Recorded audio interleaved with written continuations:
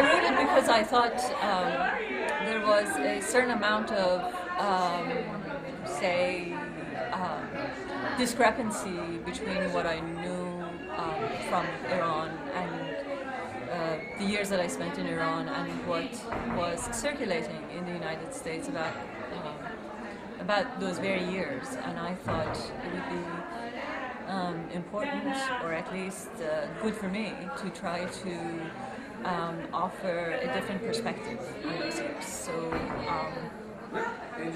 I took it on, and the period that I discuss in the book is just 10 years, 1974 to 1984, and what happened, and my own observations of the revolution. Your life's similar to many Jewish Persians that came here to the United States to settle down a new life.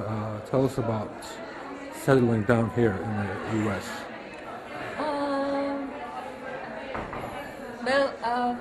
It was obviously a difficult period.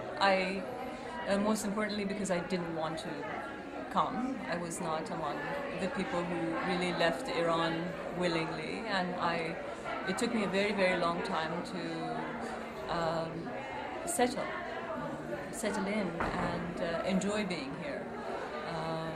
And so I think that the adjustment, possibly for my generation, the generation that had been in Iran and been through that major upheaval and had so many emotions kind of turned upside down within Iran at that time, was very difficult probably.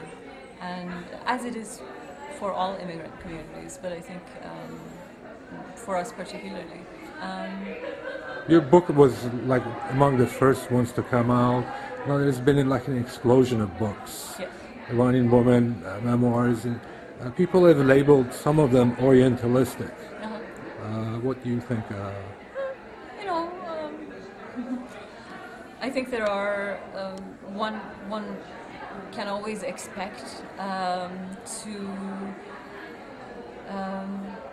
face a certain amount of storm, especially when providing an alternative account about so explosive a subject as Iran. So I'm not surprised.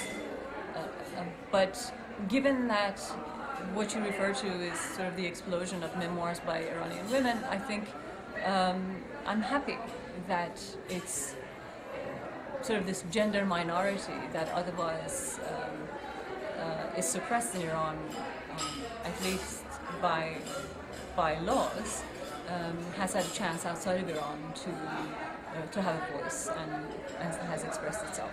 So you're involved with a human rights organization in Washington. You're on the board. Why did you get involved? Well, precisely for the same reason that I wrote my book. I thought that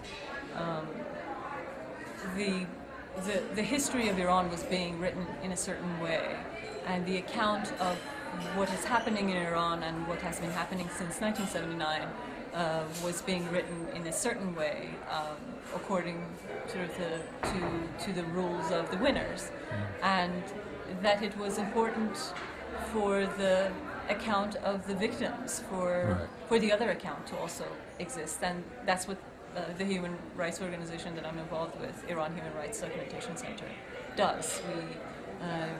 We write about, we create reports about violations of human rights in Iran, and especially aspects of history that are being suppressed from record.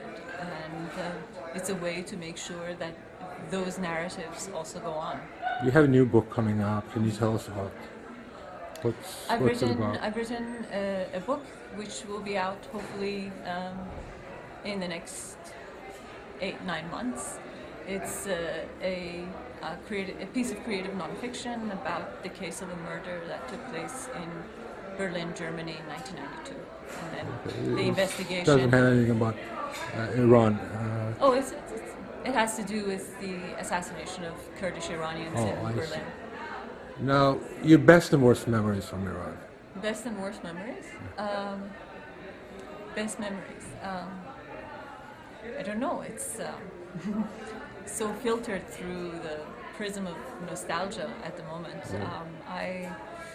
there's so much I loved, and I think that what I hated the most is what I captured in the title of the memoir, which is No, Journey from the Land of No. I felt that much of my experience in Iran was, as a girl growing up, was about being told no, being sort of negated, and Right.